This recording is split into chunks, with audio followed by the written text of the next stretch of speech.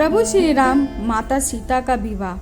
स्वयंवर के बाद शर्त के मुताबिक राजा जनक ने अपनी पुत्री सीता का विवाह प्रभु श्री राम से करने का फैसला लिया। इसके बाद ही उन्होंने अपनी तीनों पुत्रियों का विवाह राजा के दशरथ पुत्रों से करने का निश्चय किया। इस तरह विवाह पंचमी वाले दिन माता सीता का विवाह प्रभु श्री राम से, उर्मिला का विवाह लक्ष्मण से, माधवी का विवाह भरत से, सुतकृति की शादी शत्रुघ्न से कराई गई। इसके बाद राजा जनक की चारों पुत्रियों अयोध्या में प्रवेश करती है। इस तरह भगवान श्री राम माता सीता एक दूसरे के शादी के बंधन में बंध जाते हैं। लेकिन विवाह के बाद एक बार जब माता सीता दुखी थी तो प्रभु श्री राम ने उनकी चिंता का कारण पूछा। तब सीता जी ने प्रभु श्री राम से कहा, आप तो राजकुमार हैं, राजकुमार की कई पत्नियां होती हैं, आपकी भी होंगी, तब आप मुझे भूल जाएंगे। तब प्रभु श्री राम ने माता सीता को वचन दिया कि वे कभी दूसरी शादी नहीं करेंगे। वे अपनी पत्नी सीता के साथ ही अपना पूरा जीवन व्यतीत करेंगे। जिससे सुन सीता स्तंभ रह जाती है, वही श्री राम अपने इस वचन का आजीवन निर्वाह करते हैं।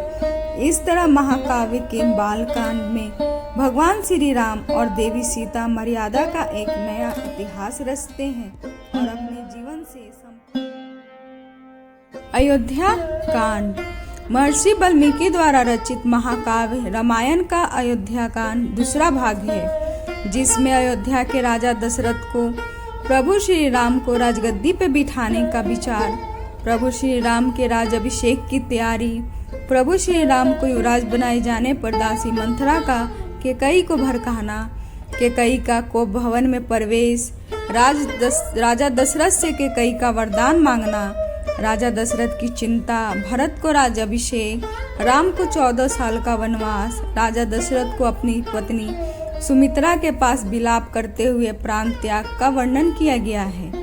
आपको बता दें, इस महाकाव्य के अयोध्या कांड में 119 सर्ग हैं। इस सर्ग में 4286 श्लोक शामिल किए गए हैं। इस कांड का पाठ पुत्र जन्म, विवाह, गुरु दर्शन के लिए किया जाना चाहिए। श्री राम के अभिषेक। वही जब राजा दशरथ बुजुर्ग हो चले थे तो इसके साथ ही उन्हें अपने बड़े पुत्र श्री राम की अलौकिक प्रतिभा का अंदाजा हो गया था। इसलिए वो राम को अयोध्या के सिंहासन पर बिठाना चाहते थे।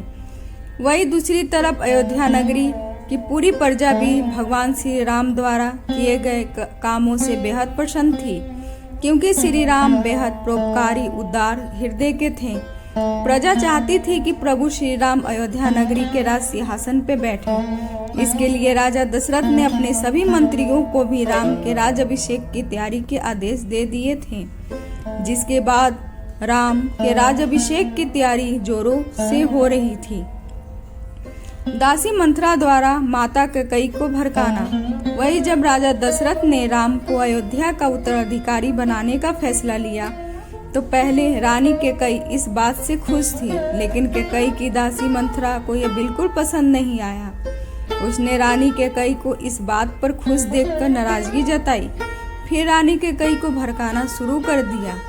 फिर मंथरा रानी कैकेयी की बुद्धि फेर दी। मंथरा ने रानी कैकेयी से अपने पुत्र भरत को उत्तराधिकारी बनाने के लिए कहा और सलाह दी रानी कैकेयी को इसके लिए क्या करना चाहिए। तब दासी मंथरा ने राजा दशरथ द्वारा दिए गए 2 वचनों के बारे में कहा। इसके बाद कैकेयी अपनी दासी की सलाह पर कोप भवन में चली गई। रानी का कोप भवन में जाना। मंथरा के कहने पर रानी कैकेयी कोप भवन में जाकर रहने लगी। उन्होंने अन्न जल सब त्याग कर दिया था। वही दूसरी तरफ राजा दशरथ अपने पुत्र श्री राम राज्याभिषेक को लेकर काफी खुश थे। पूरा महल खुशियां मना रहा था। यह खुशी राजा दशरथ अपनी प्रिय रानी कैकेयी से भी बांटना चाहते थे। इसके लिए वे कैकेयी के कक्ष में जाते हैं, लेकिन वहां जाकर वे रानी की हालत देखकर उनकी चिंता के बारे में पूछते हैं। तब रानी कैकेयी उनकी किसी भी बात का कोई जवाब नहीं देती है।